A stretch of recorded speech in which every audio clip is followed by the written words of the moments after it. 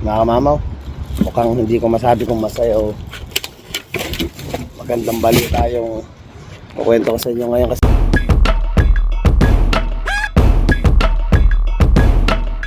may nangyari kagabi habang nasa trabaho tayo. May nangyari dito sa may ano namin, sa street namin na nangyari dyan. Kasi nag-text sa akin yung anak ko. Sabi parang nagising sila like around 11:30 na ng gabi. Tapos yung mga asa is tumahol dahil may para daw pumuputok dito sa labas. So syempre ako, nasa trabaho ako. Pagkakaintindi ko doon sa putok na sinasabi ng anak ko, syempre ano bang putok? Syempre parang putok ng baril. So ayun nga, nagising nga sila. Sumilip sila sa bintana at ito yung picture na pinakita niya sa akin. Yan. Dito sa mismong harapan ng ng parking ng sasakyan ko is nandiyan yung police car. Tapos ay makikita niyo may dalawang babaeng kasama diyan.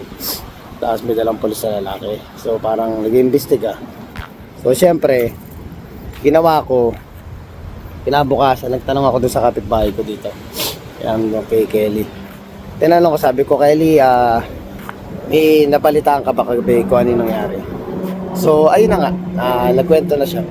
Kinuwento na niya yung nangyari base sa pagkakaintindi niya, pagkakaalam niya. Sabi niya is para daw meron dito sa may bandang kapitbahay namin, hindi ko alam kung dito, kung sa pangatlo ata, sa pangatlong bahay na to, parang may naghagis daw ng paputok. Ayun, yun ang parang kumbaga bay, akala ko baril, kung ano yung pumuputok na nabanggit ang anak ko, may naghagis daw ng firecracker doon sa kabilang bahay. So ngayon, syempre, biglang putok yun, magugulat yung mga tao, di ba? Although yung iba, alam na kung paputok man yun. Pero syempre sa oras na 11:30, tsaka hindi naman New Year para maghagis ka ng paputok. So may mga lumabas na tao, tapos may mga nagsisigawan pa daw. So ayun, anytime naman kasi dito pag tumawag ng police, kaganda naman dito na experience ko rin, sinisilip ko kasi dito anytime dito pag may kailangan mo yung police, tawag ka lang kasi yung station ng police malapit lang sa amin.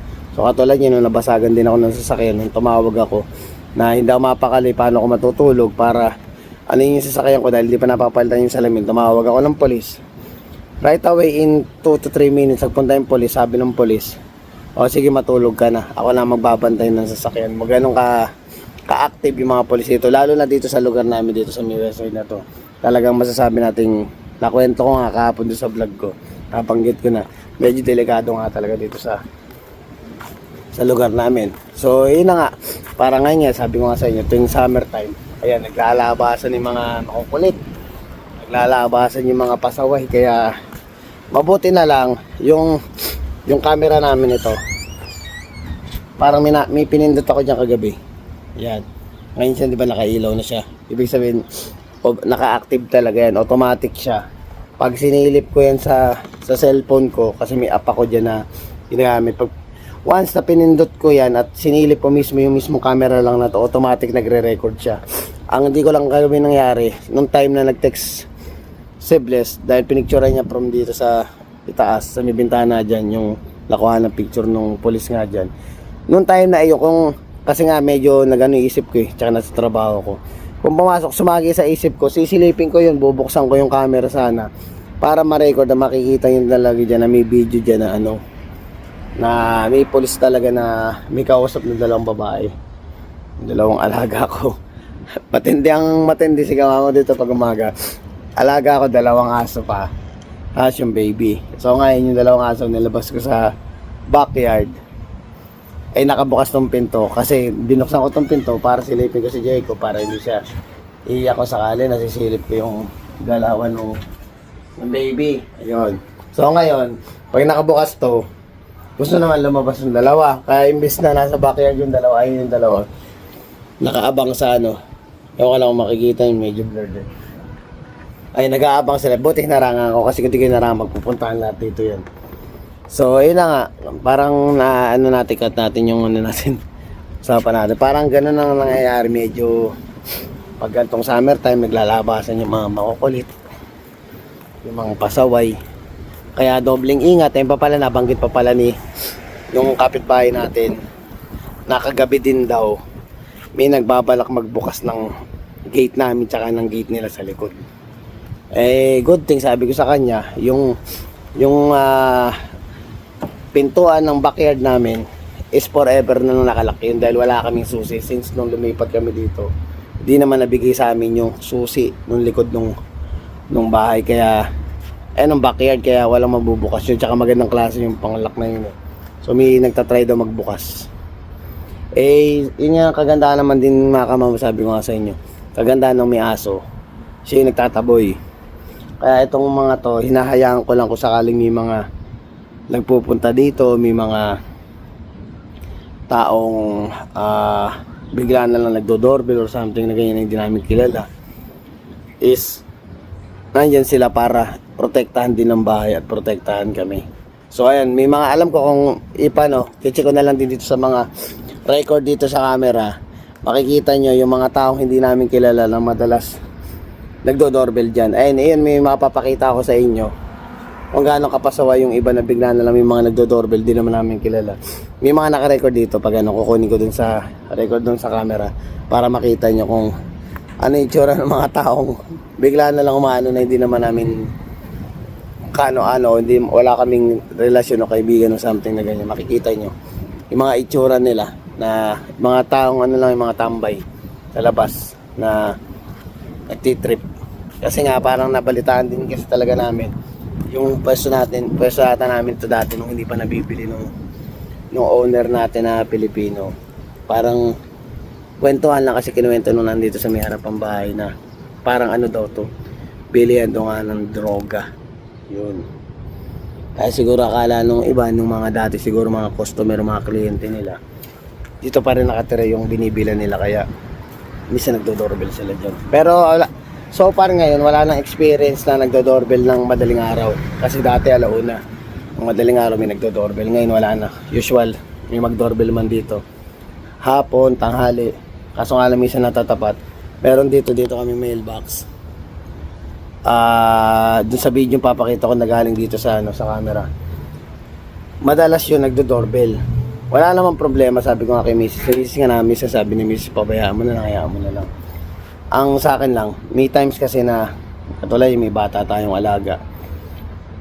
May times na magdo-doorbell sila, yung time nakakapatulog mo pa lang sa anak mo. Yung tipong di ka pa natutulog, hinihintay mo makatulog yung anak mo para ikaw naman ay makatulog din. Kaso nga lang sakto, nung matutulog, dun magdo-doorbell. Siyempre, sinanay nating aso, alert sila. Tatahol yan. So, pag tumahol yan, gising ang bata. Hindi makakatulog ang bantay. Yun ang inaano ko lang na sinasabi naman namin dun sa lalaki na na pag may sulat ka dito, nandito lang sa mailbox. Hindi namin siya pinapasok sa loob dahil hindi naman sa amin. At the same time, kaya namin ginagawa yun para kukunin mo na lang. Hindi ka na magdo-doorbell, siya sabi namin ganun. Eh, di ko alam bakit ang daming pumapasok dito, pero for sure, hindi naman lahat ng nasa mailbox namin ay mga dating tumira dito. Meron dito yung parang, alam mo yung tipong parang sa lang mga, alam yung tambay ba na walang sariling address, is kinuha lang yung address namin para kung sakaling may magme-mail sa kanila is dito dadalhin, tapos kukunin na lang nila. Wala namang problema yung kaso. Syempre, parang sabi natin, nakaka-istorbo din kayo sa privacy ng mga nakatira. So ay mga mama, medyo umiyak si Jacob. Magkukwento ulit tayo mamaya. Hindi pa tayo tapos. 1 hour later. Sabi namin si Mrs. Nakasama ko si Baby James. Mga mama, sa kwentuhan natin to parang may bad news. Saka good news ako Bad news kasi di ba pinindot na natin yung yung kagabi nung nagtawag nga yung anak ko, biglang pinindot ko pinindot ako doon sa record so automatic siya, nagre-record na lahat kahit na hindi mo na kailangan pindutin yung buksan yung cellphone mo para mag-record yung video sa front sa mismong doorbell. yun nga, ang bad news, nawala yung video, papakita ko sana sa inyo yung mga nagdo-doorbell. Yung kasi from the past, ano na yun, mga 3 weeks ago, 4 weeks ago na yun eh. So automatic ang nire-record na itong nung sa camera namin is parang daily na siya. Nawala na yung mga nakaraan. May mga nung kopya doon sa loob ng bahay, pero yung sa mismong doorbell, nawala na siya. So check ko, iniisa-isa ko, hindi ko na siya makita. Ang naka-record doon is from the past, parang 2 weeks sa makikita mo, pero puro doon sa loob ng bahay. Mismo sa doorbell wala. Pero ngayon sa doorbell, pag binuksan mo siya ngayon, automatic siya. Makikita mo every time na may dadaan or may mahagip yung camera na parang gumagalaw, nagre-record siya. Yun ang kagandahan naman, yun ang good news para sa akin, na tagal ko nang gamit namin yung camera, hindi namin in-expect yung setup na gano'n, na yun lang pala yung pipindutin para magre-record. Kasi dati ang ginagawa namin is parang gano'n lang, tsambahan. Kung matsyempo ang may ma-record, kung mamipindot nga yung doorbell, magre-record siya. Eh ngayon, kahit hindi mo napindutin yung record, pag may dumaan lang, kahit nga pusa, may nakita akong may video na dumaan lang yung pusa, may motion na nagre-record siya. So bad news mga kapamilya, hindi ko napakita sa inyo kasi nag-doorbell. Pero pagpasalamat nyo na lang sa akin, dahil nga may pag-innocent ako minsan sa mga gadget.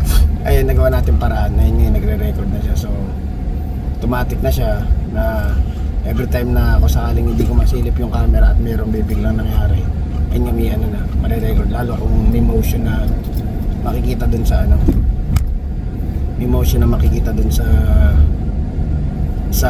visible ng ng camera. So ayun lang, nakakaano lang na dito. Ay na to. Ito, pakahirapan lagi sa bako kasi yung kalsada dito. Pag yung pasok mo dito, bako. Eh hindi mo na pwedeng ilaban at didiretso kung gano'n. Ang buwelo mo, kabilang side, kakainin mo talaga. Ayun, buti na lang kahit pa paano walang nangyaring masama kagabi. Yun na nga lang ang problema talaga mga kamama. Katulad nung pagkakabanggit ko pala kapag nakalaya mo bang yung kasunod na vlog ko itungkol na pala doon, diba? Matindi talaga itong mga dito tayo, pangano tayo.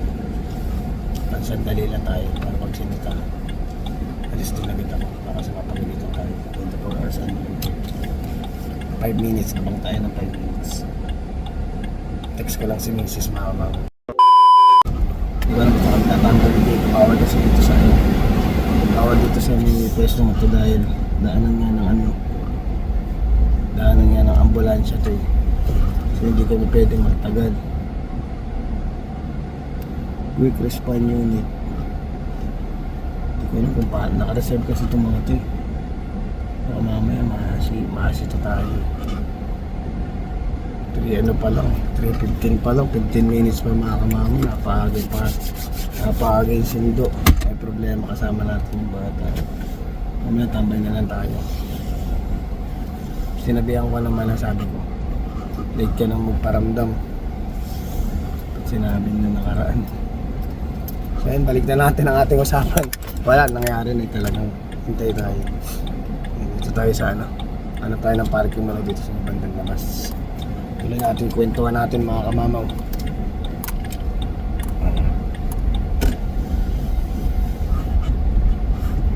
Kaya nyo mag-iingat-ingat din tayo ngayon, lalo pag baliktad tagal mo hinihintay yung summer dahil may enjoy mo yung, alam mo ba, yung parang dito sa Canada, may enjoy mo yung summer dahil ang tagal mo nag-winter.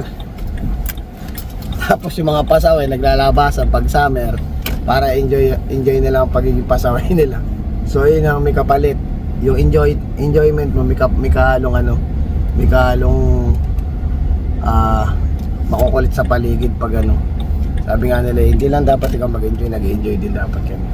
Pero maganda naman dito kasi mga kamamaw, anytime pag kailangan mo ng police, yung pwesto namin dito malapit kami sa police station. So pag tumimbre ka ng police, mabilis mag-respond. Mabilis siyang mag-respond talaga. Tsaka talagang halos sa 24/7 talaga yung mga police dito, nag-iikot talaga. Sila talagang masipag silang magbantay dito, lalo sa mga lugar na madalas ay may mga mabalitaan ganyan, mga mas maraming makukulit, mas maraming pulis doon. dun sa mga ano, kasi na-experience ko rin matira doon sa mga tahimik. Parang alam mo yung parang kung hindi ka sanay sa mata ko. Kung hindi ka sanay sa pasaway na lugar, at doon kasi ako nagsimula eh. Sa tahimik na lugar eh. So tahimik talaga. Ay kukwento ko na lang din para at least nalalaman nyo yung maganda at saka hindi maganda dito na na-experience natin dito sa Canada. So yun na. Ma-experience ko yung ano, yung tahimik na lugar. So parang ang dating eh sanay na sanay tayo sa ano. Sanay na sanay tayo sa ano, sa tahimik. So syempre kahit na iwanan mo nakabukas yung ano, yung sasakyan mo, ay yung bahay mo, hindi siya nakasarado pero hindi siya nakalak. Pagbalik mo, walang pumapasok, walang ano. Yun yung mga lugar dito sa may bandang east side yun. Mga ano naman yun, yung kumbaga bay, tirahan ng mga parang mga retiradong tao, yung medyo matatandaan, may mga edad na. Kaya yun sila, ganun sila. Lumakas yung ano, puro ano. And retirado, tahimik talaga doon. Ang ano lang naman doon, bawal ka mag-ingay, pa nag-ingay ka naman doon. Ititimbre ka din sa polis, lalo syempre alam pang mga matatanda. Kaplasong ingay lang, parang naiirita na, irritable na sila, tsaka parang masakit na sa mata. Kahit naman ako minsan nararamdaman ko yung time na ano, yung time na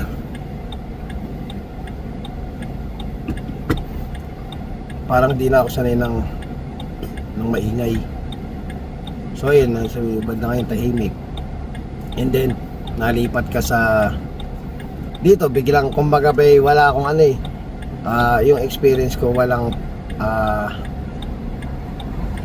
adjustment, parang adjustment period, yung adjustment step, parang gano'n dating from kumbaga sa madali, from easy to hard agad ang napuntahan ko.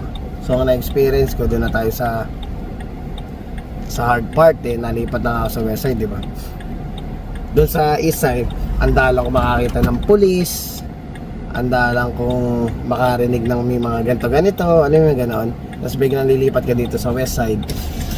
Ang dalawang mararamdaman mo is dati hindi ka naman sanay ng maraming pulis ka nakikita. Ngayon pagising mo, halos parang hindi ka pwedeng hindi makakita ng limang police car sa loob ng isang araw. Alam mo yung gano'n, kahit madala ka lang lumabas, pero every time na lalabas ka, automatic makakakita agad ng police dyan. Madalas ang police dahil maraming road na. So, syempre, minsan magtataka ka, galing ka sa tahimik, magtataka ka na parang ano naman nangyari, parang gano'n, di ba? Hanggang sa pag tumagal ka na, mga ilang taong ka na nakatira sa magulong lugar, pag nakakita ka ng pulis, parang wala na lang. Parang minsan, from dati na parang nagtataka na ano yung nangyari, parang ganun yung mararamdaman mo. Ngayon, pag nakakita ka ng pulis, ipapasalamat ka. Lalo pag dito ka sa may bandang west side, ipapasalamat ka dahil ay, okay, may nagbabantay sa paligid. So, parang kahit pa paano eh, kumbaga safe kami. Ganun na ngayon nararamdaman ko dati. Parang ano eh, tamang, ano kayo nangyari, ganun. Di ba? Ngayon hindi, may pinakataka sa bless ka, may nagbabantay sa'yo anytime. Tapos kunin mo lang yung number ng ano dito, police station, anytime na kailangan mo ng tulong or something na ano, tawag ka.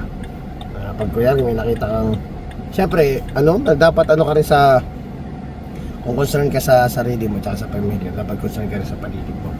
So kung sa tingin mo is ito yung tamang panahon na parang ikaw ang tumawag, at tulad nung nangyari sa akin nung nakasagasa ako ng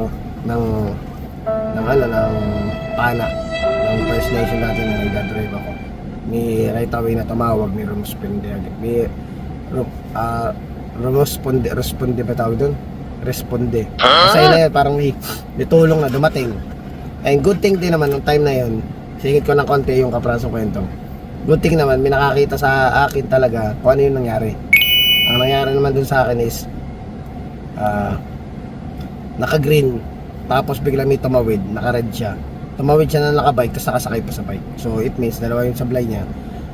Tumawid siya ng naka-red, tapos nakasakay siya sa bike. Pag pedestrian kasi usual, pag nakabike ka, dapat ilalakad mo yung bike mo patawid. Tumawid siya na nakigreen ako. So awa pa rin ng Panginoon at pasalamat sa Panginoon. Although nasugatan yung ano, hindi natin alam mo yun. Noong time na yun kasi akala ko napatay ko. So ganun ang paramdam ko, talaga nanginginig ako. So yun na yun. Kung gusto nyo ulitin ko yung ano yun, o kaya panoorin nyo na lang sa vlog ko. Nandiyan sa mga video natin kung ano yung pagkakakwento ko para ano natin. So yun, parang kumbaga lumabas na inosente ako, kaya nagpapasalamat pa rin ako doon sa Canadian na babae na puti, na siya yung nag-witness na talagang may mga First Nation doon na di ko naman nilalahat sila kasi mababait naman yung iba dyan. Para sinasabi ko sa lalo ko daw, good thing na yung babaeng buntis doon nag-step up talaga, na nagsabi talaga at nanindigan na hindi ko kasalanan. Ay nagkataon kasi wala nga tayong dashcam, kaya minsan napapansin nyo, pag-vlog tayo, nakadual record ako para at least kung sakaling may mga mangyaring ano, hindi ko tayo ng video, diba? So yun nga, nagpapasalamat ako doon na natulungan tayo na kumbaga, kasi hindi rin biro sa akin, wala man ako record sa Pilipinas nung dumating ako dito. Malinis na malinis si Kamamo, tapos biglang makakarinig ka ng ganyan, diba? So anyway, based sa experience, siguro pina-experience din sa akin ni Lord yung pakaramdam. Talagang takot din ako eh. Talagang hindi na ako nakapasok ng knowledge eh. So ayun, anyway, lesson learned lang din. Buti na lang din at maingat naman tayo. Si Kamamaw, maingat magdadrive na hindi ako pabara-bara, even na right of way ko. Ano pa rin ako, naka-adjust pa rin ako mag-drive. Hindi pa rin ako kaskaserong mag-drive. So ayun, okay naman. Pero ayun nga, ngayon magiging ano na tayo, maging vigilante na lang tayo ngayon sa paligid natin ngayon. Ayun, sisingit pala natin, baka may magsasabi, medyo delikado nila pala sa lugar niya, ba't di pa kayo umalis? Automatic yun, tatanong yun, ayun naman pala Pamamaw ba't hindi ka pa umalis? Siyempre, sasabi ko sa kanila is, number 1 kasi, may dalawa tayong aso. So, it means, kung kami lang nila misis, mabilis, anytime, kahit right away, kinabukasan, pwede namin maghanap, makakahanap kami. Ang problema kasi, dalawa yung aso natin.